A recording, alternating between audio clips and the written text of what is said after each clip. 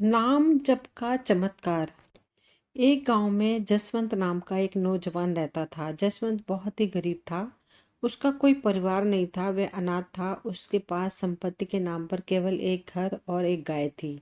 जसवंत के पास खेती बाड़ी करने के लिए कोई जमीन नहीं थी, इसलिए वह अपना गुजारा जंगल से लकड़ियां काटकर उन्हें बाजार में बेचकर करता था। इसी तरह से उसका गुजारा चल रहा था, लेकिन इतनी गरीबी होने के बावजूद भी जसवंत को परमात्मा से कोई शिकायत नहीं थी। जसवंत रोज सुबह उठता और ओम नमः शिवाय का जाप करता। फिर उसके बाद वह अपने बाकी काम शुरू करता। जसवंत महादेव को बहुत मानता था।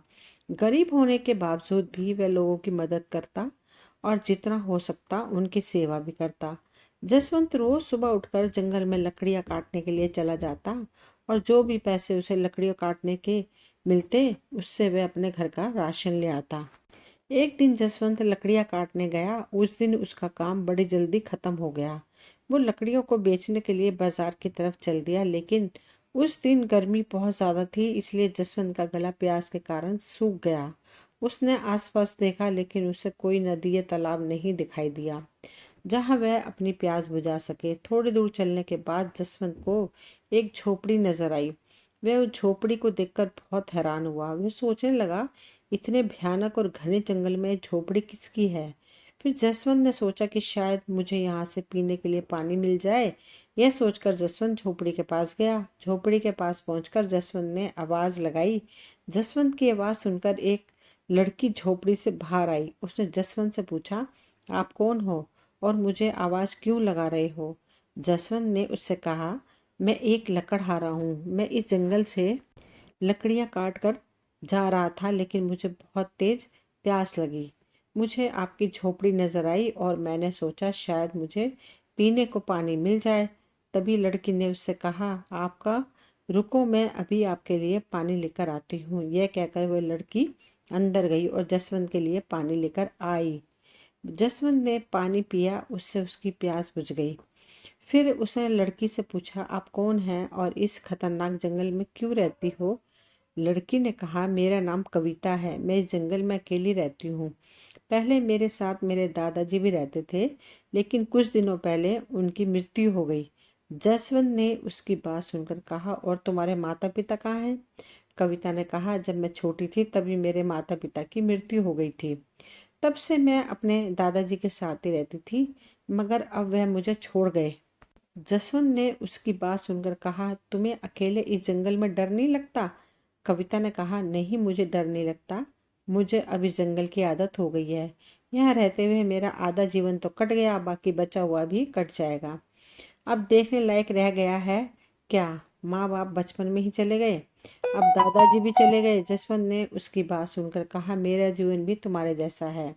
मेरा भी इस दुनिया में कोई नहीं है। मैं खुद गांव में अकेला रहता हूँ और लकड़ियाँ काटकर उन्हें बेचकर अपना गुजारा करता हूँ। कविता ने जसवंत की बात सुनकर कहा, मेरे पास केवल मेरे दादाजी ही थे। दादाजी को हमेशा मेरी शादी की चिंता सताती रहती थी। वे हमेशा ये सोचते थे कि मेरे जाने के बाद तुम्हारा क्या होगा, जिसके कारण उन्होंने एक दो जगह मेरी शादी के लिए बात भी की, लेकिन मेरी एक आंख न होने कारण कोई भी मुझसे शादी करने के लिए तैयार नहीं हुआ। इसी दुख के कारण दादाजी ये दुनिया छोड़ गए। कविता की बात सुनकर जसवंत के मन में एक ख्याल आया।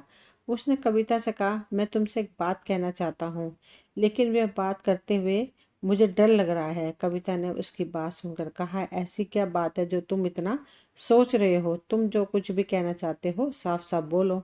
जसवंत ने हिम्मत करके कहा, क्या तुम मुझसे शादी करोगी। कविता ने एक कदम चौंक कर पूछा, ये क्या कह रहे हो तुम। तब जसवंत बोला, तुम मुझे मना भी कर सकती हो। मैं सोच रहा था कि मेरा भी इस दुनिया में कोई नहीं है और तुम्हारा भी कोई नहीं है। हम दोनों ही इस दुनिया में अकेले हैं। परमात्मा के सिवाय हम दोनों का कोई नहीं है। हम दोनों साथ मिलकर एक दूसरे के दुख बांट सकते हैं। हम एक दूसरे का सहारा बन सकते हैं। कविता ने उसकी बात सुनकर कहा, लेकिन तुम मुझसे शादी क्यों करना चाहते हो। मेरी तो एक आंख भी नहीं है और दूसरी आंख से भी मुझे कम दिखाई देता है। जसवंत ने कहा, मुझे इससे कोई फर्क नहीं पड़ता। तुम सिर्फ यह बताओ कि तुम मुझसे शादी करोगे कि नहीं। कविता ने थोड़ी देर सोचा और फिर शादी के लिए हाँ कर दी। उसके बाद जसवंत और कविता ने मंदिर में जाकर शादी कर ली। फिर उसके बाद जसवंत कविता को लेकर अपने घर आ गया। घर पहुंचकर जसवंत ने कविता से कहा, देखो ये मेरा छोटा सा घर है और यहाँ तुम्हारा स्वागत करने वाला भी कोई नहीं है। लेकिन तुम यह बात सोचकर दुखी मत होना और आज से यह बात याद रखना कि तुम ही इस घर की मालकिन हो और तुम्हें ही सब कुछ देखना है। जसवंत की शादी की बात पूरे गांव में फैल जाती है। खबर सुनते ही गांव वाले जसवंत के घर आते हैं और उसको आवाज़ लगाते हैं। जसवंत ने उनकी आवाज़ सुनकर कविता से कहा, लगता है इनको भी हमारी शादी की खबर लग गई है, इसलिए यह मिलने आए हैं। यह कहकर जसवंत बाहर चला जाता है। गांव वालों ने जसवंत से कहा, हम तो तुम्हें बहुत भोला भाला समझते थे, लेकिन तुम तो बहुत तेज निकले, अपनी शादी की खबर तक नहीं होने दी। जसवंत ने उनकी बात सुनकर कहा, अरे बाबा, यह सब इतनी जल्दी हुआ कि बताने तक का मौका नहीं मिला, और आपको मैं क्यों नहीं बताता, आप सभी तो मेरे परिवार जैसे हो। तभी एक औरत ने कहा, भैया वह सब तो ठीक है, लेकिन क्या हमें अपनी दुल्हन से नहीं मिलवाओगे?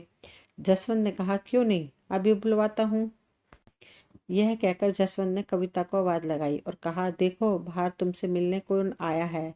जब कविता बाहर आई तो गांव वाले उसे देखकर चौंक गए। तभी एक लड़की ने कटाक्ष करते हुए कहा, जसवंत भैया, इसकी एक आंख किसने फोड़ दी? क्या तुमने शादी से पहले लड़की देखी नहीं थी? और अगर तुम्हें शादी के लिए कोई लड़की नहीं मिल रही थी तो हमें बता देते, हम तुम्हारे लिए कोई अच्छी सी लड़की ढूंढ देते। कविता को चुप देखकर एक औरत बोली, मुझे तो यह अंधी के साथ साथ बहरी भी लगती है। और अपनी इतनी बुराई सुनने के बाद वह चुपचाप खड़ी रही। सभी गांव वाले कविता का मजाक उड़ाने लगे। गांव वालों की बात सुनकर जसवंत को गुस्सा आ गया। उसने कहा, मेरी पत्नी अंधी सही, लेकिन यह तुम लोगों को किसने बुलाया? उसकी बात सुनकर एक लड़की ने कहा, हमें किसी ने नहीं बुलाया, वह तो हमें ही शौक चढ़ा था दुल्हन को देखने का। लेकिन तुम्हारी दुल्हन को देखने के बाद पता नहीं हमारा दिन कैसा गुजरेगा। उसकी बात सुनकर जसवंत ने गुस्से से कहा, तुमको किसने कहा कि तुम यहाँ आकर मेरी दुल्हन को देखो? तुम सभी लोग यहाँ से चले जाओ, निकल जाओ मेरे घर से।